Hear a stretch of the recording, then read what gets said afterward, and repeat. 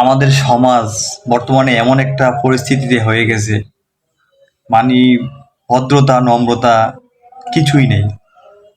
স্কুলে যাচ্ছি আমরা, আমাদের যারা আছে লেখাপড়া করার মতো স্কুলে যাচ্ছে, পড়তেছে, ভদ্রতা শিখতেছে না। কেমন যেন দিন দিন উল্টোটা হয়ে যাচ্ছে। আমাদের সমাজটা কেন এরকম হয়ে যাচ্ছে? আমরা কি আমাদের ভিতরে কখনো পরিবর্তন আনতে পারবো না? আমরা কি এইভাবে নিজেদেরকে আরো খারাপের দিকে ঠেলে দিব? কখনো এটা করা ঠিক না, বা এরকম কেন হবো আমরা? আমরা তো সবাই স্বয়ংসম্পূর্ণ। আমাদের তো বিবেক আছে, বুদ্ধি আছে, আল্লাহ আকল জ্ঞান সব কিছু দিছে। তা আমরা বুঝে শুনো কেন মানুষের সাথে এরকম করতেছি? কারো বিপদেতেও উপকার করতে পারতেছি না, বরং কিভাবে তাকে একটা লোককে ক্ষতির মুখে ঠেলে দিব, সেই চিন্তা সেই ধারণা আমাদের মাথায় সবসময় থাকে।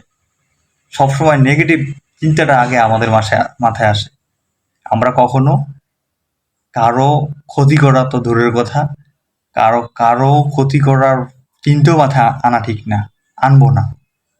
সবসময় আমাদের মাথায় পজিটিভ চিন্তা থাকতে হবে, এবং আমাদের সমাজটা, আমাদের গ্রামটা, আমাদের মহল্লাটা, আমাদের পাড়াটা যাতে কিভাবে আগাইতে পারে, মানুষ কিভাবে স্বাচ্ছন্দ্য বোধ করতে পারে, ভালো থাকতে পারে, সেদিকে সবসময় নজর রাখতে হবে।